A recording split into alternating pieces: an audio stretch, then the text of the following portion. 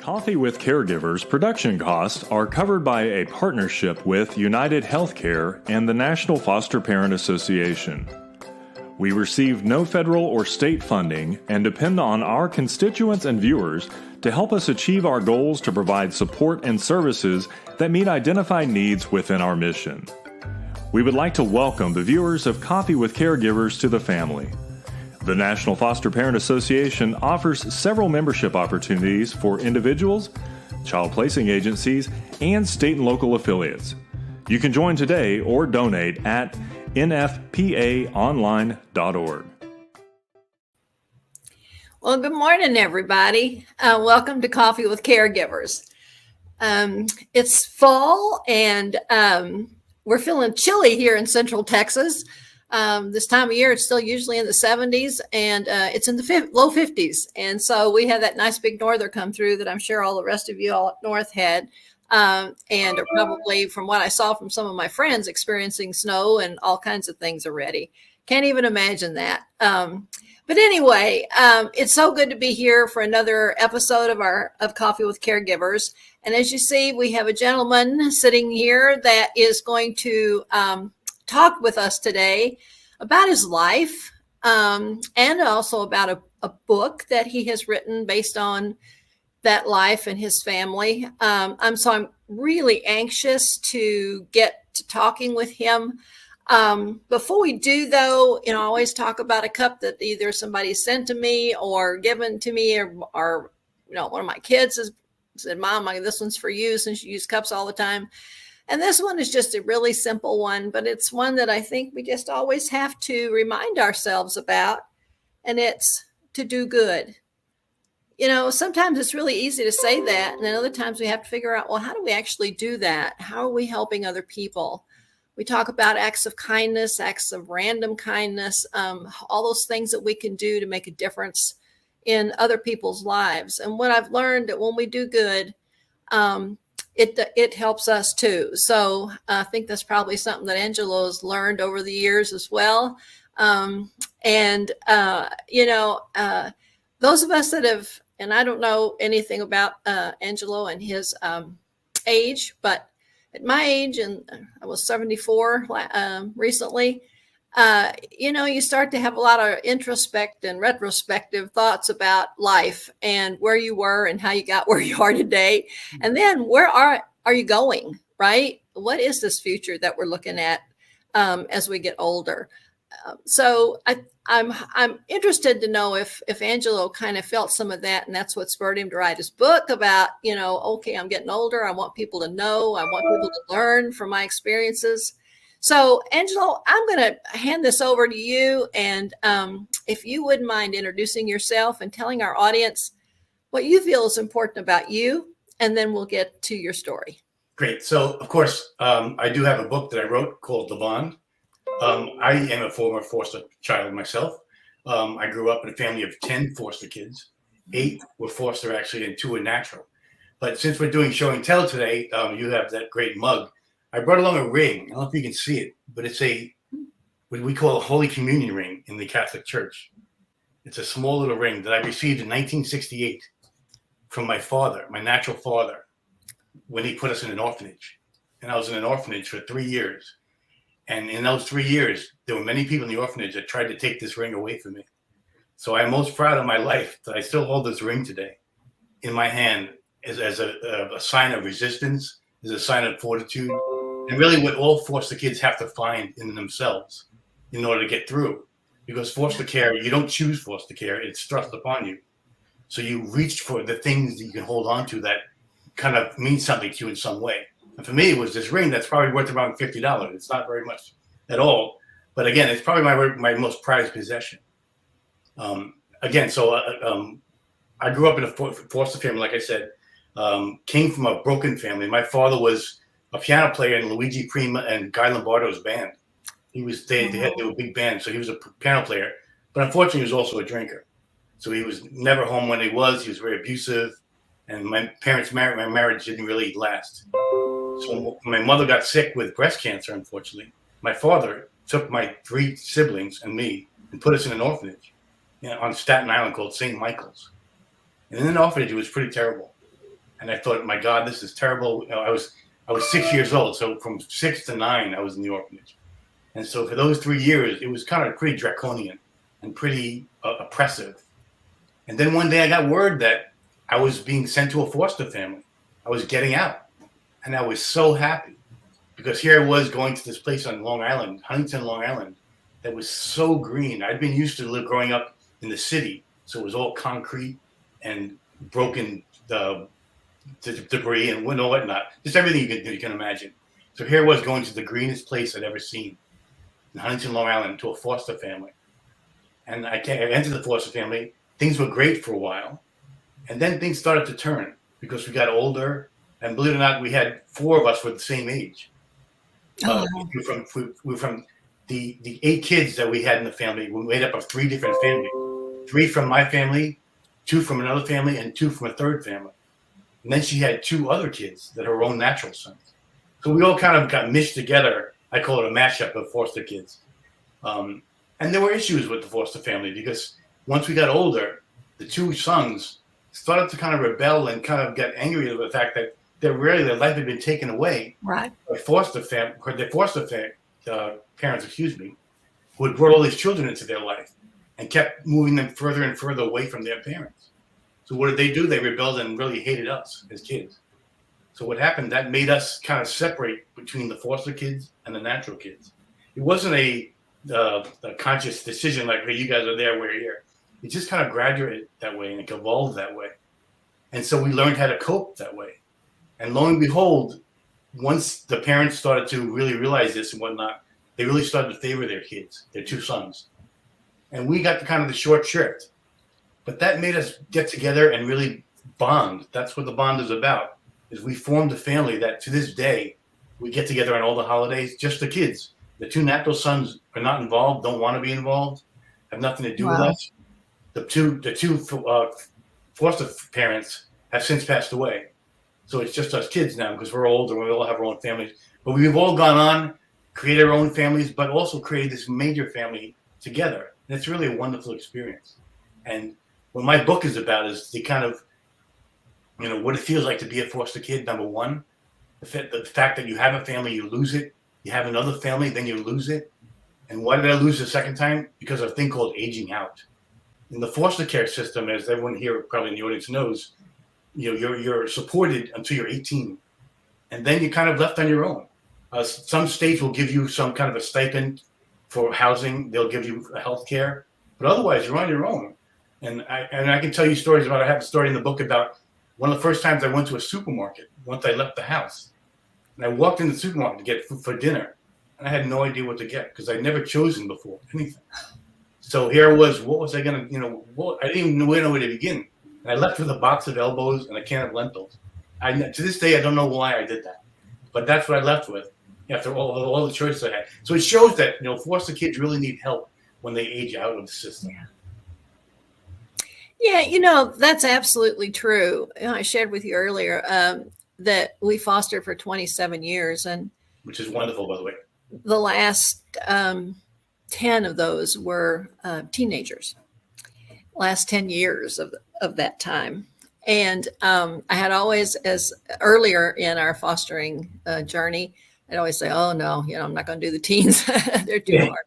But, it wound up that they were my favorites, actually, because they were thinking differently and they were starting to figure out what life really means to them and what they want it to mean to them. And, you could have those discussions with them that sometimes we had to call courageous discussions. For sure. Those talks, when they would talk. And you start to get to an age where you start to kind of become a person and you start to try to figure out who you are. Yeah. Who are my parents? If you don't know who your parents were, you want to know who your parents were. If you do know, maybe you want to reconnect, maybe you don't. Absolutely. So that's an age I would encourage foster parents to think about. I know it's tough to bring in a teenage kid, but that's the most need is a teenage kid. Yeah. I mean, we learned so much from them and certainly I think became better caregivers to them, better parents to them as each one, the experience we have from each one, because they were all unique, all different. But down deep, they all had the same needs and desires and fears, right? Right. But one of the things that I had done with our children, the ones we adopted, as I told you, a number of children during that time, and they had, to do things that I had to do when I was growing up at the age I had to do it, right? Mm-hmm. And so it was always very interesting to me when a new teenager would join our family, and I'd say, "Okay, we're going to the grocery store," and the kid would say, "So," and I'd say, "Well, you're going to go with me because we're going to shop for groceries for the week." Why? Well, because you need to learn how to do that. You need to learn what's there. You need to know what it costs. Right. And good on you for doing that, because I never had anyone do that. Yeah. And it was like a foreign thing. And some of these kids were 16 already. They've been in care for 2 or 3 or 4 or 10 years. You know what I'm saying? And it was like, why hasn't anybody been doing this for these kids since they were 10? Right. I mean, really. Right. It was not just that, it's do your own laundry. Huh? Yeah, of course. All of those things. And so, and then we had this thing where for their birthdays and Christmas, they would get something personal, of course. Mm-hmm. But they got something for their hope chest. Okay. What a bride would call a hope chest. What we called the name is hope chest. It's a hope for the future chest, right? Right. And so they get a set of 4 set of dishes for 4, or pots and pans, or a broom and a dustpan and a mop, or it was, and they would just always like, "Oh my God, Mom, what are you doing now?" And I said, "We're gonna need all this stuff." I just have to real quick, and I'll let you get back to what you're saying. No. One of the young men, when he graduated from high school, he was going to, and he was 18, and he decided, he was going to go take care of his mother, and we knew that. I mean, we knew he was going to. We've been taking him to visit his mother, twice a month for several hours. He spent his time cleaning her apartment, taking care of her, doing her laundry, right? And so we knew that that's what he's going to do. Right. So about, I don't know, 3 or 4 months after he left our family, he called me and he said, I have to tell you something. You're going to be very angry with me. And I said, well, what would that be? And he said, my mother had spent all her money. I didn't have any money. I sold pretty much everything that was in my hope chest because we were desperate for money. And I said, well, it was those were your things. Mm-hmm. They're not mine. They were yours. We gave that to you.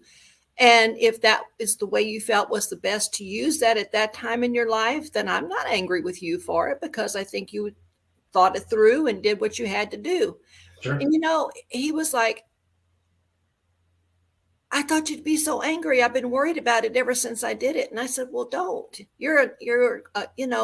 I'm thrilled that you called. I'm thrilled that you can always talk to us. You'll always be a part of this family. But you're making decisions now. And some are going to be good and some aren't going to be so good, just like we've always talked about. But we learn from every decision we make. Right. Right. So just keep learning. Right, exactly. Right? My experience was a little different. Good on you that you actually helped your children transition. For me, I grew up, this was the 1970s, late 60s, 1970s. And the foster parents, turns out, did it for the money. That's why they had so many children. I didn't know this, of course. I was totally naive. So I grew up in this loving family. We had big dinners. As opposed to trying to separate us and kind of nurture our individual identities, it was like a Cheaper by the Dozen or the Von Trapp family. It was all together. Everyone eats together. Everyone sleeps together. Everyone showers, not together, but at the same time. So it was all very regimented. So for me, it was really heartbreaking when at 18 years old, I was told to leave. I couldn't understand why. Did you not love me? And it wasn't that they didn't love me. It was the fact that they came in with the idea that this is not our child, but they never told me that.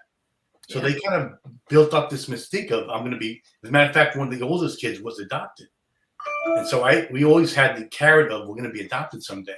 And they always told us, if you're good, we're going to adopt you guys. That never happened. And so at the end, we were all just cast away. And that's the thing about aging out, and why I'm so kind of harping on this, because it's hard for kids who really don't have the support system you just described, and yet they still have to do it on their own. They have to go out there. They have to, find a way to go shopping, do their laundry, all these other things. Thank God there are services out there now that are beginning. But in the 70s, there was nothing. Absolutely right. And on top of it, being a foster kid, there was a stigma back then.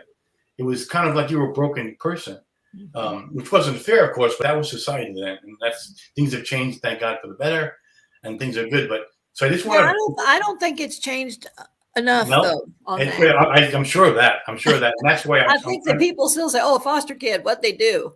I mean, right. I know it because I've had people say that to me. "Oh, you're a foster parent? What they do?" And I've had people look at me like that. Right, exactly. Right. So it's that thing, that's there that you didn't choose this life. You didn't do anything to have this happen to you, but yet it's there. So we have to help kids that are aging out, because some of there's figures like 20,000 kids a year age out of the system. That's a lot of kids, and they have to find their way. And some of them find it bad ways. They get into drugs, and girls get pregnant, and all this other stuff that they really shouldn't do at 18, 19 years old. Right. But that's how you learn to cope. So my book is about this kind of being naive and what it feels like to lose this family, and I couldn't understand why until the light bulb went off and said, "You aged out of the system." And that was a big moment for me, because I realized all the things that I thought and the anger I had toward the Nelsons, which is the name of the family that raised us, was kind of misguided, because they brought us in for money. So it wasn't like they loved us and now didn't love us. It was the money, and it's hard to kind of accept that. And years later, of course, I've accepted it. But back then it was very tough, because it's like nobody wants me. My first family got rid of me, put me in an orphanage. My second family raised me and then cast me aside. So what's a person to do, So we have to support children who are aging out. And certainly all foster kids deserve attention and nurturing. But I feel like teenagers and above need the most help. And I feel like that's why my book is trying to shine this light on, God, it's really terrible for these kind of kids. And so maybe we should do something about that. Well, there's some even federal guidance from the Children's Bureau about that no child should exit foster care without, some really special adult. If it's not a parent, if it's not an adoptive parent, then some significant person there's been a nurturing things that have happened that have nurtured some kind of a relationship that can be ongoing, right? I suggested a mentor program, like a Big Brother program. Yeah, and so we need something like that. Right. The states are supposed to be implementing that. Is that for these when youth are identified that they're going to be exiting, particularly out of the system with no legal guardian, no legal parent, right? No legal guardian. Right. That they should start looking for who those one or two or three people could be early on, and then nurture that for them so that they have that. Right. And sometimes I think that they are being able to do that. Other times I think they're overwhelmed with so much other stuff that they have to do that just slides under. And these kids that are go out there and find their own, like a teacher or a neighbor or whoever, sure. Somebody from the church, whoever it is that has shown an interest in them, and that they can start to nurture that on their own, because so that they are not alone. I mean, it's like Derek, this young man who called me, said, y'all are the only people I have. Well, yeah, probably. I mean, there's plenty of people at our church, who he said, well, yeah, but that's different, Yeah. I know it is. But, it's interesting because when these kids have felt like they were a part of the family, that they were, truly loved, that felt like they were treated fairly, they still keep coming back. And I mean, we've got kids now that were in foster care with us that are in their mid to late 30s already. And they still call us.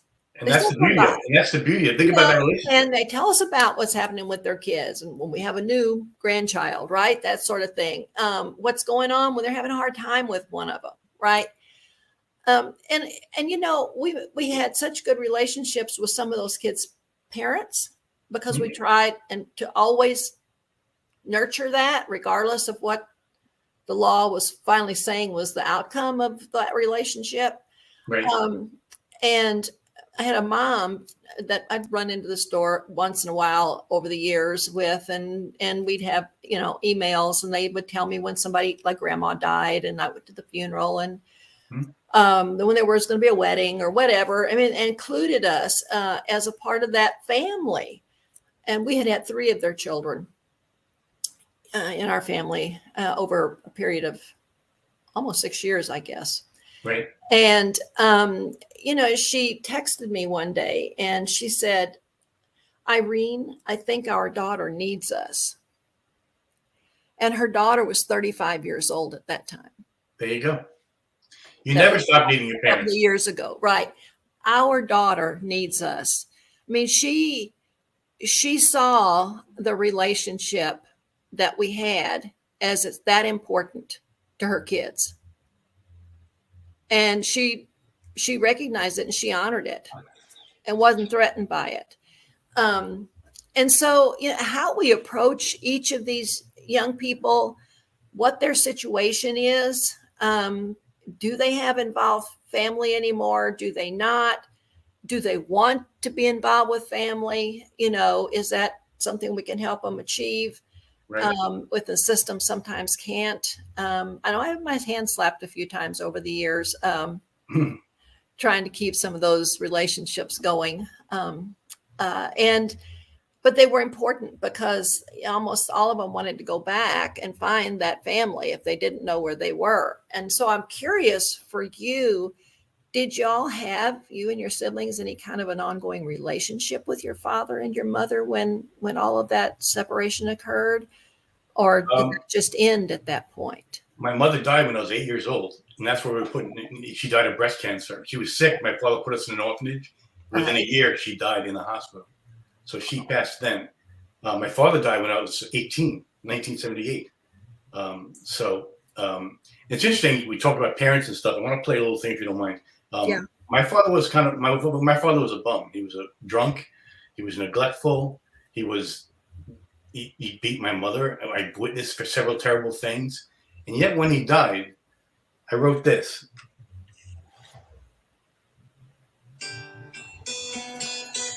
Can you hear this? Yes.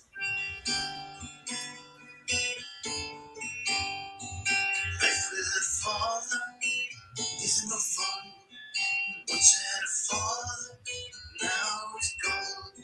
He left me so alone.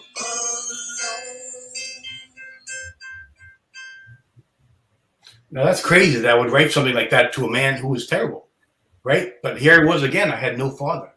A father that was out of my life, was not attentive to me at all. But yet there's that feeling, that pull of this is my father. And Right. he just died. So it was a very kind of significant moment. And I look back on it 40 years later and go, that's kind of crazy when you think about that. Well, I don't know, but look at how important the ring he gave you is to you. Right. So this is my point about how you always want to find, even if they're the worst people in the world, you want to know who they are and you want to have a relationship with them. Unfortunately, Absolutely. again, I saw him sporadically after my mother died. So we'd meet it was called the Angel Guardian Agency. It was the orphanage agency that handled my case. So we'd meet at their offices like every other month. So we saw him very sporadically. But he really wanted nothing to do with us at the end of the day. And yet I still loved him. Figure that out. So that we have to remember that there's an internal bond. I keep using the word bond because I love that word. But there's an internal, attraction to who your parents are, even if they're the worst parents in the world. So I think that's important to understand about kids. For foster families, who I definitely applaud, if your son or daughter is saying, I really want to know who my mother is, You shouldn't take that as a personal affront and, oh my God, he doesn't love me. It's just that we have to know in our head. It's very important. And the other thing, if you don't mind, you mentioned before you talking about grandkids, you put quotes around your grandkids. I wondered why you did that, because it wasn't really your natural grandchild, I assume. That's right. But see, we as a group of us kids, we decided a long time ago that we were never going to call each other foster brother and sister. we were brother and sister, right? Because we took away the word foster, and all of a sudden everything changed. Absolutely. Absolutely. I have a natural brother and I have a foster brother. I consider them the same. Brothers, right? Right. Yeah, I did do that, and that's a really good observation. I'm going to have to think that through a little bit. Because I'm fine. I wasn't calling you out. No. Out everybody. Because I'm trying to change things for the better for people that are aging out. Absolutely. We talk about a lot now. We talk about how words matter. Yes, words do matter. Strength-based language in the foster care system. Mm-hmm. In fact, there's going to be, I'll have 2 guests on this program in a few weeks in December, early December, I think, that are really leading the charge on how words matter and strength-based language, particularly within the foster care realm. In the realm of intellectual disabilities, other kinds of physical disabilities, early 80s, we started this, we got to use people first language, right? Right. It's not the CP kid, it's the child with cerebral palsy or whatever, right? Right. So we did pretty good over 20 years to get that where people started using people first language, but we haven't done it with foster care. Right. Right. And so, if you notice when I said that we had children join our family, I won't use the word placed. Right. Good. Because I had a young boy say to me one time when his worker brought him to our house for the first time, here's your placement. Yeah. That was a word for you. Yeah, he looked at her like, he said, I'm not a placement. My name is John. And I said, well, tell me more about that. He said, well, I'm a person, not a thing. Right? Funny, I use the phrase foster kids are people too. Absolutely. So I learned that a long time ago, but I was finding it hard to find people who understood why I was feeling passion about changing the way we talk about the people in particular in the foster care system and the actions that we do with them. Right. And it just if I'm in a conversation, they'll say, well, how many beds do y'all have available? Yeah. Beg your pardon? Isn't it how many families do you have available and how many children could they, welcome into the family that would be a good mix? I mean, There's ways to do this that gives dignity and respect to these children and to their families. Right. And I also think we need to work with the potential foster families themselves, the parents who are considering this, and talk to them about this very conversation. Absolutely. How to normalize the relationship and not be such a, you're my border or you're whatever you are. I mean, it's hard to do it first, but you have to do it. It's very important to the child. You were talking about how the 2 birth sons of the foster parents grew as time went on to separate themselves and show that they really didn't like sharing their parents with other kids, right? Right. I want you at some point, if you can, to go back to our website into the archives of the Coffee with Caregivers episodes and look for the episode with Ishelle Williams. Ishelle wrote a book recently for young children, but it's all about that because her grandmother was a foster parent. Her parents were foster parents. Her whole life, she grew up being a sibling to a lot of different kids, right? And she, I think, felt evidently quite a bit of probably what these 2 young men felt in that process as they grew older and started to realize what they may have missed from their parents. And then they literally did miss time. There was literally time was a thing they talked about. Absolutely. I never get time. The kids always get the time. I never get the time. Right. So Ishel does a lot of training on the national level on that very topic. good for her. So you need to connect with her, because I think that y'all could really help each other probably in your perspectives, and maybe she could use some of that as she continues to refine her training. But Sure. it is recognized now, and and it's out there. And in fact, we've had her give this presentation at 2, I think, national foster parent conferences over the last 5 or 6 years. So, and like I said, I had her on to talk about it on the Coffee with Caregivers when her children's book came out. But it's not just for children; it's for the adults, right? Very poignant in the lessons and that she's trying to teach people through that book. And I'm sure that's why I'm looking so forward to reading yours, is that, I'm going to learn from your book as well, because I learned from her. And I can learn, there you go, the bond. If I can learn from that children's book as much as I did, I can't even imagine what it's going to be from your book. Right. And, when we talk about this system and we look at, which I get to do from the national perspective as the executive director of the Foster Parent Association, is the laws that are passed, the policies and policies are written by the Children's Bureau and all of those others that then set what this law is supposed to look like as it goes out to the states, and then how the states respond to all of that, right, with their own uniqueness. That's the biggest thing, is the local level is the part that's needed most, I think. Absolutely. And how you can see this stuff come down and you think, oh, that's really good, or, well, we're going to fight on that one because I don't really think that one ought to happen. And we do that, right? That's a lot of what we do. But when it gets to the state level, and then it goes down to the county level, or however they do it in their particular states, it rarely looks like the intended policy, the intended it's getting watered down, as right? Yeah. Because it's so different.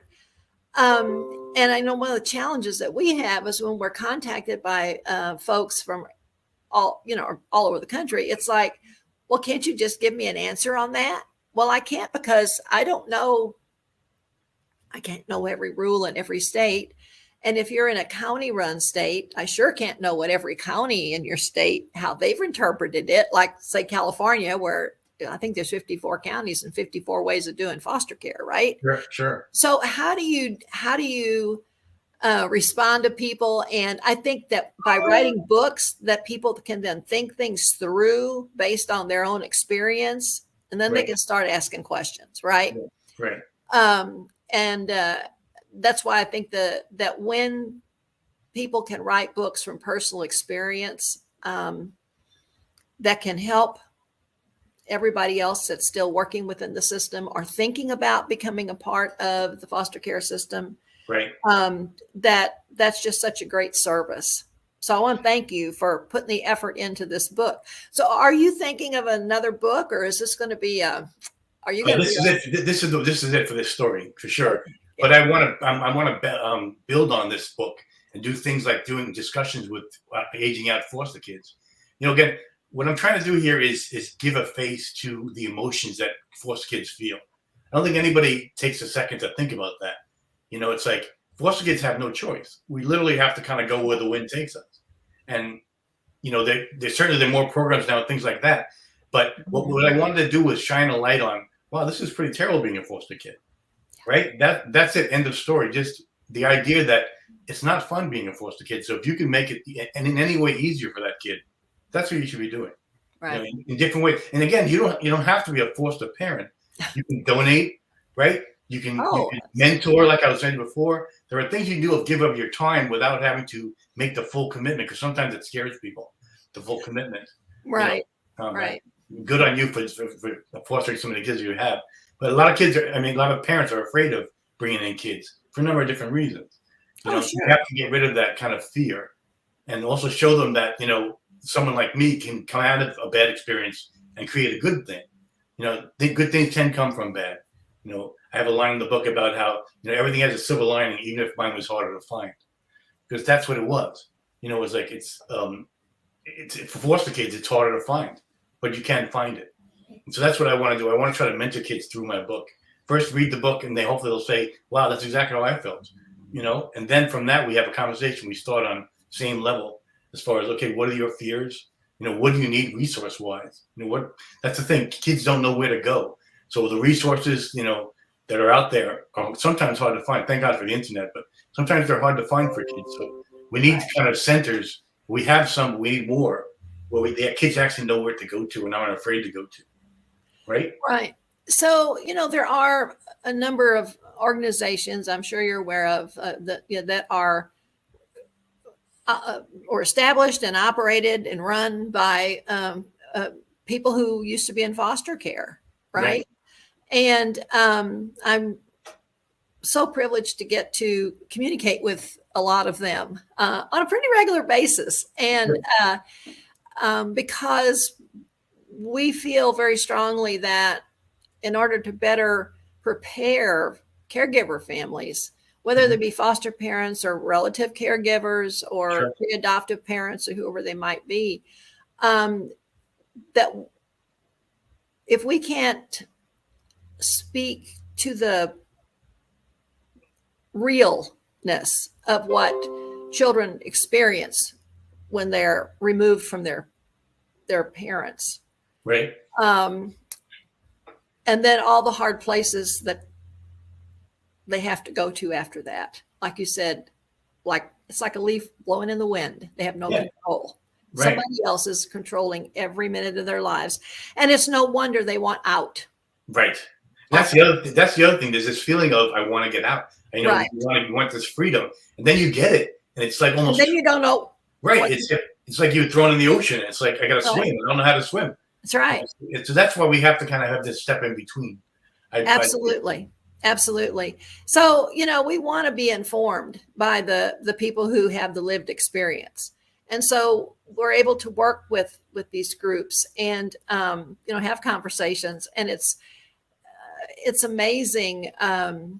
You know, I look at people and what I hear in the general public all the time about, you know, kids in trouble, you know, they all wind up pregnant, or they impregnating, you know, a lot of girls, or, you know, they're out there using drugs and all that. And then, you know, I always have to step in and say, oh my goodness, you know, have you paid any attention to all of those who have become not just successful because they made a bunch of money, but those that have really beat the odds, come through and learn from all those hard things that happened to them, and are being, you know, beautiful spouses and loving parents, and have stopped the cycle of abuse and neglect, and are, you know, really the backbone of who this country is.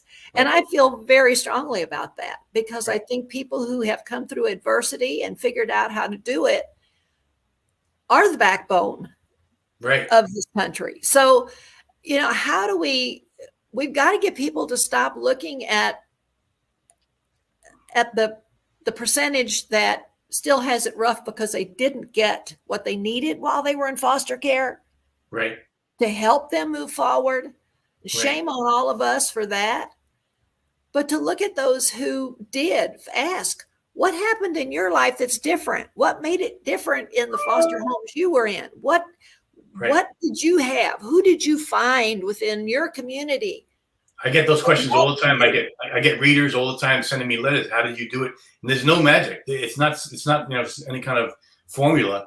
You know, what you do, you take it day by day. You find people that can support you. You mentioned before, like coming from your church, so a friend, even whatever, and you kind of build little by little. That's how you get yourself back together. And it's not easy, you know, but you learn that, you know, taking a day at a time and not being too hard on yourself. You know, that's the other thing I tell people. Don't be too hard on yourself, and don't take the easy way out. Easy way out is drugs and getting pregnant. That's easy. The hard way is not doing those things. So if you can stay, and so that's why you have to work with kids, and I'm doing that now. But it takes time. There's no quick fix, but it can be done. Right. And this is a problem again that's many people ignore, but it is an issue that we can help a lot of people. 20,000 kids a and think about that. Yeah. And it's probably more. But that's what's reported. Yeah, and it fluctuates, I know, but we've got legislation now that went into effect nationwide October 1 about stopping the pipeline, providing services up front, not needing to remove children from their parents because of particularly for neglect, poverty that's driven by poverty. Correct. And, we looked at all the data from the various states, and some states, their definition of neglect it varies. I mean, there's no national definition, right, of neglect or abuse. And so each state determines what that is. And when you look at neglect and you look at the population numbers, I live in Texas, and we've got the second highest child population in the country besides California. Right. But we have, 16,500 kids on average in foster care. Well, you go to California and you look, and Los Angeles County alone has like 40,000. Mm-hmm. So, and our child population isn't that different. Right. Number. Right. So you have to look at, well, who are these children, right, that were separated from their parents, and what were the reasons?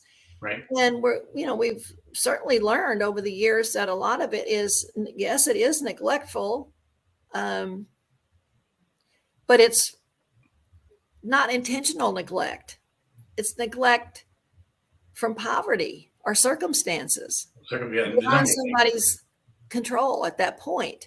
Right. And so this, states are supposed to start looking at very, very strongly, how do we find those families early enough that the community can provide the supports that they need, so they never have to get that call to a hotline, right? Right. The kids never have to be identified for protection. They need services, right? They need something to help their parents figure out how to make it all work. Right. Because unfortunately, there's always going to be issues with the parents. There's always going to be problems. We're not going to solve that on this level. But I wanted to ask you, how much effort is done to bring kids together, foster kids together? In other words, kids in the same situation, have them talk to each other. Because I feel like that's a key that's not being tapped. Yeah, I think that varies, again, by every location.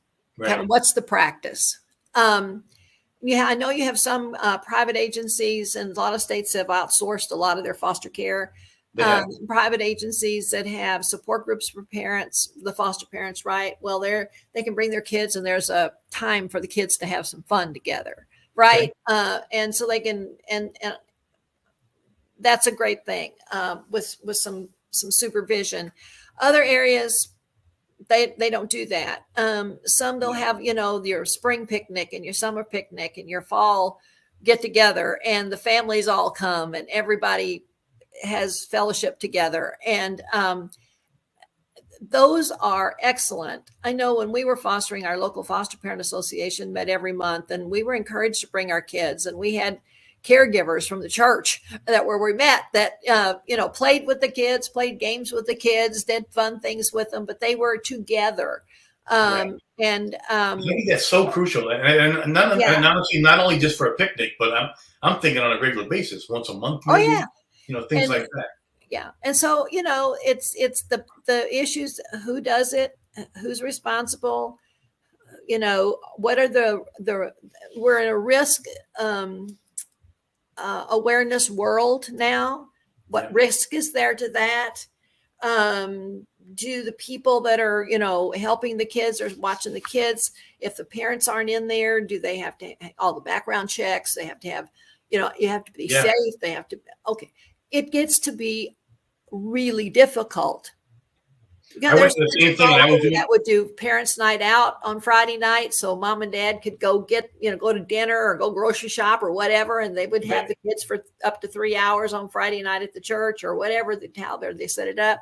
right. And most of them had to give it up because of the risk factors. Yeah. The churches just said we can't do it because we don't know what's going to happen. I tried to put together an online discussion group, and I had all kinds of red tape to go through. Literally, it was just an online group. I wasn't even meeting with them in person, and there was still a lot of red tape involved. Mm-hmm. So there is that part of it too, but I feel like that we can figure that part out. Yeah, it needs to be figured out. Yeah. So, I think there's another one of those things that you can put on your list to start advocating for early on for kids in care, because they do, they grow to care about each other. And so I look at my children, and I look at those who were in our family through foster care, and they're friends still, for all these years. And you did your job. You did your job. Yeah, well. they figured it out, just like you and your siblings did. And We figured it out on our own, though. It was different. It was a little bit different. Yeah, We got to figure it out because we realized we're all. I likened it to a war with people in a foxhole, and only the people that know what happened was the people in that foxhole. And what happens is you become bonded because of that. Yeah. And that's what happened with us, really. And that's really what happened with us. That's a really good analogy. Yeah, so that's why I want to try to bring foster kids together. And I'm particularly thinking about kids, again, in the higher ages, 15, 16, 17, Mm-hmm. 18. Mm-hmm. Those are the kids that can actually speak. And they actually have concerns that are more sophisticated than playing with toys. Right. And they want to say, I have this problem. And you can say, I have the same problem. Yep. I have to say, I never met someone who had a problem like I did. See how then all of a sudden things happen. And things, not that, again, that doesn't happen overnight, but things get a little bit better for that child, knowing he's not alone. I'm not some weirdo. Absolutely. Yeah. So that's what the bond is about. It's about a personal experience from one foster kid that if you realize that 20,000 kids are feeling the same way every year. Every year. Yeah. Yeah. Well, Angelo, I want to thank you so much for giving us 45 minutes of your time today to really help highlight, again, something that we all know needs to improve. And yet, trying to find ways to make it happen just seems to be so difficult. But I think want to sweep it under the rug. With you as a champion, we're going to get there. Okay. Little by little. So, little by little. And that's the way it always is. Quick change usually stays changed. Slow change that's well planned and well thought through oftentimes takes. And I think we've tried to do too many quick changes for the last 50 years in foster care and trying to fix something right quick, and then it doesn't work. And so everybody just goes back to the way it was because we didn't spend the time and energy to make it really happen in a way that people can learn it, adjust to it, and really live with the change. So you're a great conversation starter on that. And I really appreciate your time. Thank you so much. You're welcome. So if you let me know if you write a follow-up at some point. We'll see what we can do. So I just want to say the bond is available on Amazon, on all the different things. I have a Facebook page, The Bond. Oh, yes. And I also have an Instagram, The Bond Book Official. Get the word out, get your friends talking about it. Buy the book and give a copy to someone else. Because this is a story of what every foster kid is thinking. So we should know that in order to help solve the problem, you got to start with the actual kid's brain. Absolutely. And that's what this is about. Absolutely. Thank you very much, Irene. I really appreciate your time. And the work you do is wonderful. And all foster parents everywhere, the work they do is wonderful. Don't be afraid to be a foster parent. Right. Get involved. And if you can, get other foster kids involved with your foster kid. Yeah, that'll absolutely. help them. Absolutely. That'll help them. All right.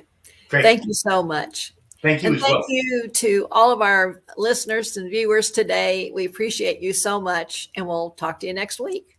Bye. Thank you.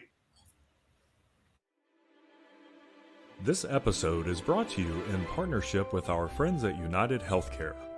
For more information about United Healthcare, please visit www.uhc.com.